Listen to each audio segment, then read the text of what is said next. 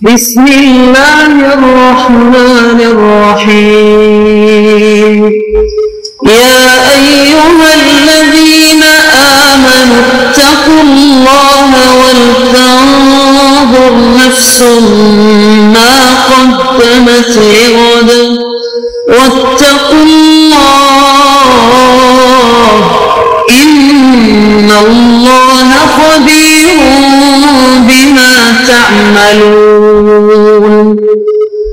اے ایمان والو، اللہ سے ڈرتے رہو اور ہر شخص کو دیکھنا چاہیے کہ اس نے کل یعنی آخرت کے لیے کیا سامان بھیجا ہے، اور ہم پھر کہتے ہیں کہ اللہ سے ڈرتے رہو، بے شک اللہ تمہارے سب اعمال سے خبردار ہے۔ بسم اللہ الرحمن الرحیم، الحمد للہ رب العالمین، والصلاة والسلام على اشرف الانبیاء والمرسلین وعلى آلہ واصحابہ اجمعین ومن تبعہم بإحسان الى یوم الدین۔ قابل صد احترام حضرات شائقین و شائقات سچا پیغام، السلام علیکم ورحمۃ اللہ وبرکاتہ۔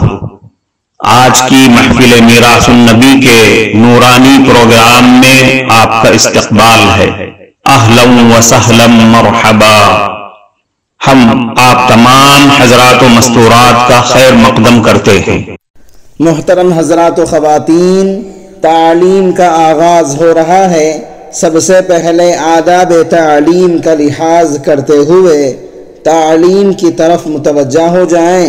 پورے دھیان سے سننا، عمل کی نیت سے سننا اور تبلیغ کی نیت سے سننا، یعنی سنی ہوئی باتیں دوسروں تک پہنچانے کے جذبے سے سننا۔ چند خاص آداب تعلیم ہیں، امید ہے کہ آپ حضرات ان آداب کا ضرور خیال رکھیں گے۔ جزاکم اللہ۔ بسم اللہ الرحمن الرحیم۔ نبی کریم صلی اللہ علیہ وسلم کے بچپن کی پیاری باتیں۔ نبی کریم صلی اللہ علیہ وسلم کے بچپن کے واقعات مورخین نے بہت تھوڑے لکھے ہیں۔ سیرت کی کتابوں میں آپ کی جوانی کے واقعات دیکھیں تو وہ اگر 99% ہیں تو بچپن کے واقعات 1% بھی نہیں ملتے۔ وجہ یہ تھی کہ کوئی جانتا بھی نہیں تھا کہ بچہ جو آج گودوں میں پل رہا ہے اس نے بڑے ہو کر پوری دنیا کا معلم بننا ہے اور اللہ رب العزت کا محبوب ہونا ہے۔ اس لیے بچپن کے واقعات کتابوں میں اتنے زیادہ نہیں قلم بند کیے گئے۔ چند ایک واقعات ہیں جن میں سے کچھ واقعات تو نبی کریم صلی اللہ علیہ وسلم نے خود ہی بتلا دیے۔ عام طور پر بچے کی عادت ہوتی ہے کہ اس کے جب دانت نکل رہے ہوتے ہیں تو کوئی بھی چیز بھی اس کے منہ میں ڈالو تو اس کو کاٹتا ہے۔ ہر بچے کی عمر میں ایک خاص حصہ ایسا آتا ہے کہ اسے چیز کو چبانے کی عادت ہو جاتی ہے۔ آپ انگلی دیں تو انگلی کو کاٹے گا، اپنی ہتھیلی دیں تو ہتھیلی کو کاٹے گا۔ یہ بچے کی فطرت ہے۔ غالباً ایسی ہی عمر ہوگی جس میں انسان کے دانت نکلتے ہیں اور اس کو کاٹنے میں مزہ بھی آتا ہے۔ ایک مرتبہ آپ صلی اللہ علیہ وسلم کی رضائی بہن شیمہ نے آپ کو اٹھایا اور آپ کو کندھے سے لگایا تو نبی کریم صلی اللہ علیہ وسلم نے کندھے پر دندان مبارک سے کاٹا۔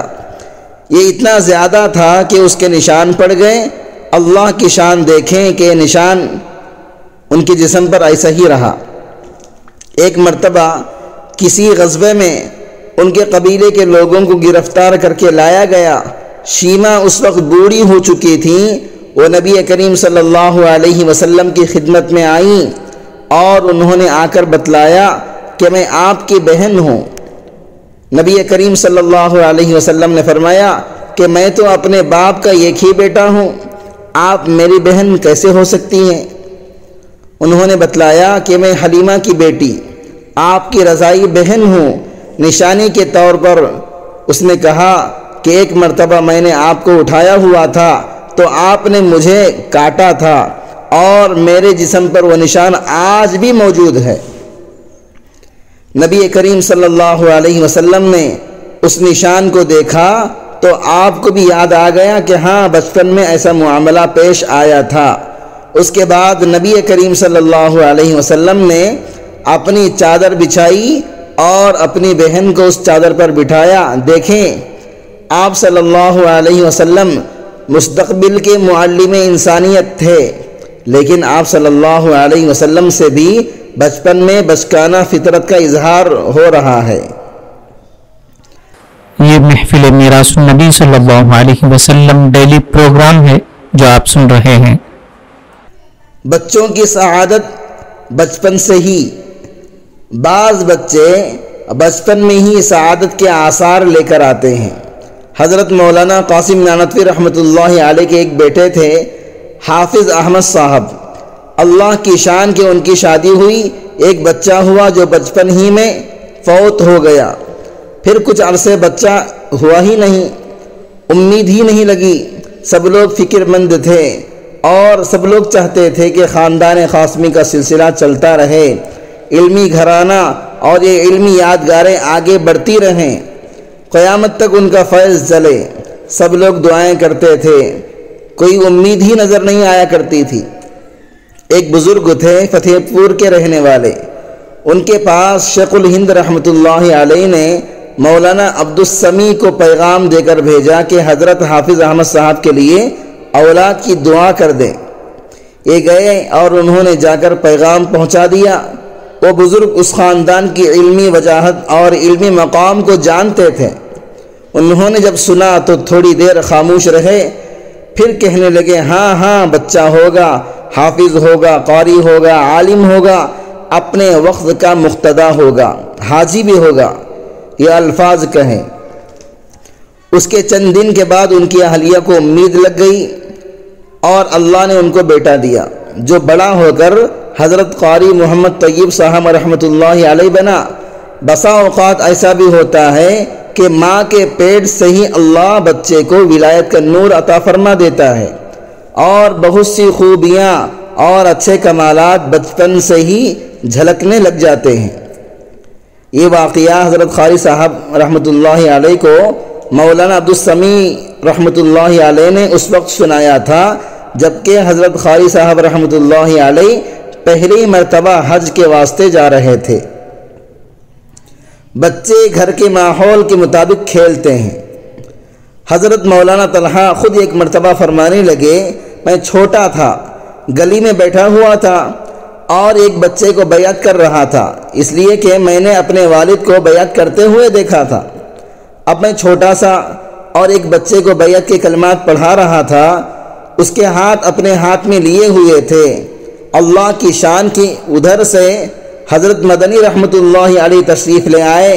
انہوں نے مجھے آ کر دیکھا تو چونکہ شفقت بہت زیادہ تھی، شیخ الحدیث رحمۃ اللہ علیہ کے ساتھ بہت زیادہ گہرا تعلق تھا حضرت کے ساتھ، مجھے دیکھا تو وہ کہنے لگے صاحبزادے ہمیں بھی بیعت کر لو۔ کہنے لگے، میں نے کہا آئیں بیٹھ جائیں، مجھے کیا پتا تھا یہ بڑے میاں کون ہیں۔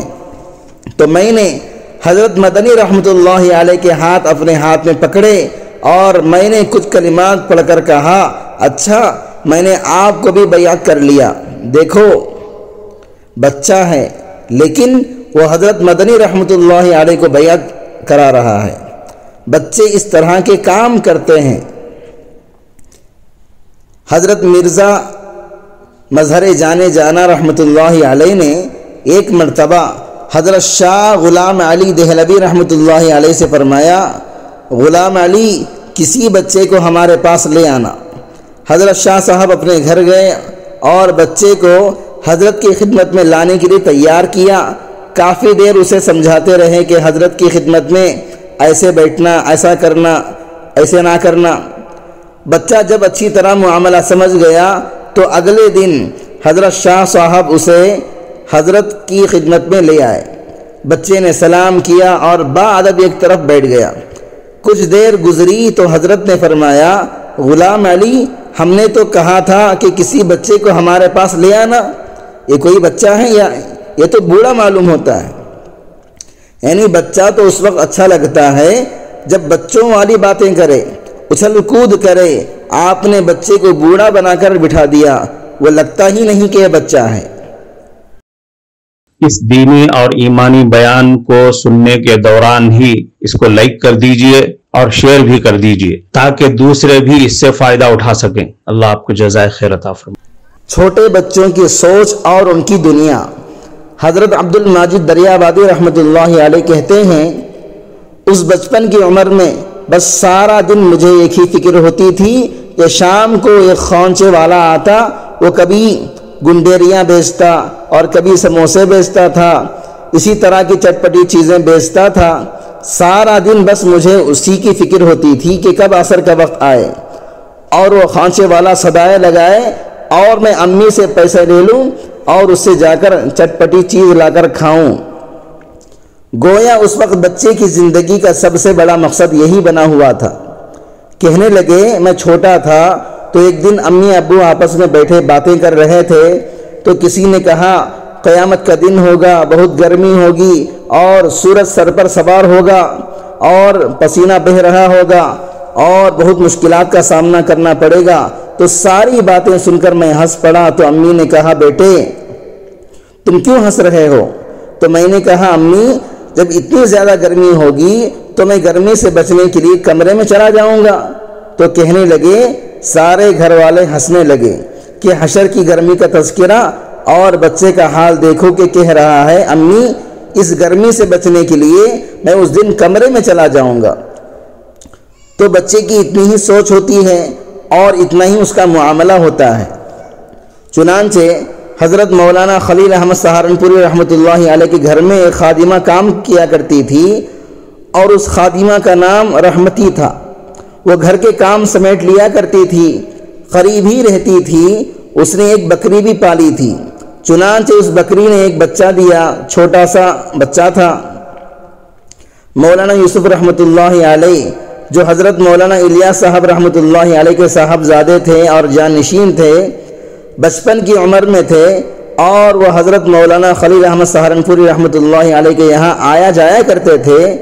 فرماتے ہیں کہ میں جب وہاں جاتا تھا تو مجھے وہ بکری کا چھوٹا سا بچہ بہت اچھا لگتا تھا، تو میں اکثر اس بکری کے ساتھ، اس بکری کے بچے کے ساتھ کھیلتا تھا۔ ایک دفعہ کیا ہوا کہ لوگ آپس میں حج کی باتیں کر رہے تھے کہ ہم نے حج پہ جانا ہے۔ میں ان کی باتیں سنتا رہا تو آخر میں پھر میں نے کہا کہ ہاں میں بھی حج پہ جاؤں گا۔ تو کسی نے پوچھ لیا کہ حج کیسے جاؤ گے؟ تو میں نے کہا، رحمتی کی بکری کا جو چھوٹا سا بچہ ہے میں اس کی پیٹھ پر سوار ہو کر حج کے لیے جاؤں گا۔ اب دیکھو، چھوٹا سا بچہ بچپن کی عمر میں جواب دے رہا ہے کہ میں بکری کے بچے کی پیٹھ پر بیٹھ کر حج کرنے جاؤں گا۔ کہنے لگے، یہ بات اتنی مشہور ہوئی کہ حضرت مولانا خلیل احمد سہارنپوری رحمۃ اللہ علیہ جب بھی کبھی مجھے ملتے تو بچپن میں مجھے دیکھ کر کہتے، ہاں سناؤ بچے، تم حج پہ کیسے جاؤ گے؟ اور میں آگے سے کہہ دیتا کہ بکری کے بچے کی پیٹھ پر بیٹھ کر حج کرنے جاؤں گا، تو حضرت مسکرا دیا کرتے۔ معزز شائقین و شائقات سچا پیغام، آپ کو اندازہ لگ گیا ہوگا کہ یہ مضمون کتنا اہم ہے اور کس قدر فائدہ مند ہے۔ کم سے کم درجے میں سوشل میڈیا کے ذریعے سے بھی ہم اس کو زیادہ سے زیادہ شیئر کریں گے تو دعوت کے فریضے کی کوششوں میں ہم بھی اپنا کچھ حصہ ڈالنے والے بن سکتے ہیں۔ لہذا زیادہ سے زیادہ اس کو عام کریں تاکہ پوری دنیا کے ہندوؤں کی غلط فہمی دور ہو جائے اور انہیں یہ زمینی حقیقت معلوم ہو جائے اور وہ اپنے اصل مذہبی لیڈر پیغمبر آخر الزماں حضرت محمد الرسول اللہ صلی اللہ علیہ وسلم کو ماننے پر مجبور ہو جائیں اور کلمہ پڑھ کر آپ کے ساتھ ساتھ وہ بھی جنت میں جانے والے بن جائیں۔